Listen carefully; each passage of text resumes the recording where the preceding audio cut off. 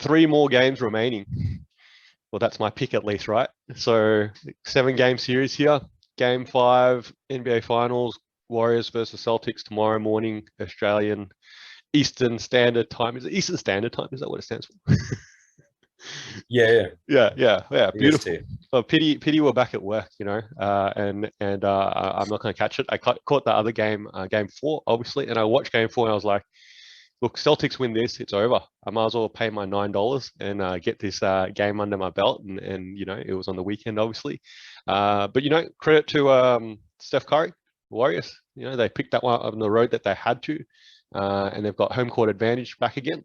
And this series, I guess, you know, it's been one of runs, I guess, you know, and swings. 4 games, every game has been double digits or more. At the end of the, you know, final buzzer, and it feels like, you know, Boston come back and, you know, have another swing here potentially on the road here, try and pick up game 5, which they sort of, you know, really, you know, would want to, and then give themselves a chance to close out at home. And look, I'm feeling pretty good. I think, you know, that obviously I picked them in 7. I think things are, you know, shaping out. That's probably going to be a long series. You know, I don't think the Warriors are going to roll over whether they win game 5 or not, you know, in game 6. I think that it's telling that for the Celtics, there's no clear-cut, I guess, you know, finals MVP yet at this point. Tatum and Jaylen Brown play of the slight, you know, I don't know, they're probably neck to neck to a certain extent. I would say pick Marcus Smart, and he probably needs a bit of an impact game maybe to, you know, move him up that sort of list a little bit more. But you know, I guess the Warriors here, you know, it's all dependent on Steph Curry. Okay, and I think he's going to still have some, you know, 3 more games potentially, or 2 more games potentially. That's going to be, you know, potentially historical numbers. You know, potentially 30, 40 points a game. And but I don't think they have enough that's going to show up. And I think, you know, Boston in 7 still. I'm feeling pretty good. Marcus Smart, give me a couple big games, and then I can go cash out my ticket. Did you follow through on that? Did you actually put that down? Yeah, I put down 100. It's you know, it pays out all right. Let's see how it goes. Yeah, good luck. I guess in that circumstance, you know, I feel like Jaylen Brown is currently leading the MVP race with Jason Tatum right behind, and then obviously Marcus Smart would be 3rd. If there was an event where Marcus Smart has his normal 20 points but shuts down Steph Curry to his worst performance so far, then you can start to get that narrative going a little bit more. Well, you know what? The scouting report is leave Marcus Smart open. He can't shoot. So if you could just make some shots in the next couple of games, that would be really great.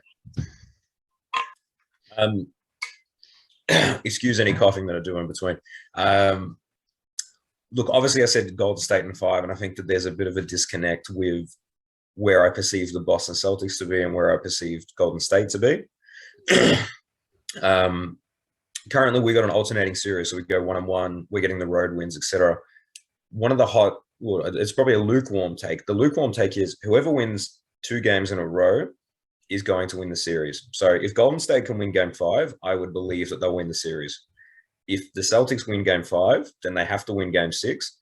That's how they win the series, right? Because they're not going to. You can't keep alternating now, because we've got 3 games left. The away team cannot win every single game. Right, I do not think that that's sustainable. Why not? Golden State going back. That's highly sustainable. It's not sustainable. It's not sustainable. You've got 2 very strong home crowds, right? And what you need is excessive performances to beat them. So, you know, we've got game 1 in which we had the shot out. I'm going to totally disagree with that take, man. Like, I think what this is probably illustrating that it's not that easy to win back-to-back games. And it's not, let alone 4 games in the series. And I think this to and fro, win 1, lose 1, win 1, lose 1 is a classic example of that, especially at this sort of era. And I think that it's the Celtics have a winning record. I think they've got a winning record on the road. Okay, in these playoffs, and they've also won every game after they've lost, and that's a telling point, because if when we played basketball, yeah, when you lose a game, you come back to the next game even more motivated to win. No one wants to lose 2 in a row to the same team. Okay, so this is really shaping up that there is definitely to me, in my opinion, is a equal probability that the next 3 games, the road teams win, and Boston wins in 7. Well, that's what you need to happen, right? Which is why I was saying that the team that wins 2 in a row is obviously going to take it. So, if Boston does take game 5, they need to take game 6 to succeed. If or 7. Boston Game 5 and game 7, they win the series there. I feel like when you go down to a game 7, it's one game. A lot of those statistics lose a bit of merit. And it's literally just like Steph Curry just needs to have that game and it's his. You know what I mean? And same for Jason Tatum. That's a coin flip in game 7. Whereas Golden State, they win game 5. That's their 2 games in a row, and that's what sustains them to probably win in 6 or 7. I have to stick with my pick, right? So I'll stick with Golden State. I think that they can do it. I think this is Steph Curry's kind of legacy moment. This is the final series that he needs to really cement. Like, he's a big deal. The whole KD tangent about him joining the team and then, taking the credit and then leaving and them still having sustained success. This is his moment. Klay Thompson's clearly not it. I think Draymond Green is getting figured out to a degree. And then there's a lot of young guys. So really, this is Steph Curry's finals to win. And then you could get a little bit of revisionist history here. Like, how good is this Warriors team actually? Because, you go down the line, like, everyone's like, oh, Klay Thompson's like a Hall of Famer. Yeah, he is. His career is. But this season's Klay Thompson is back from an ACL and an Achilles. It's a different Klay Thompson. Draymond Green is more of a cog to a well-working machine.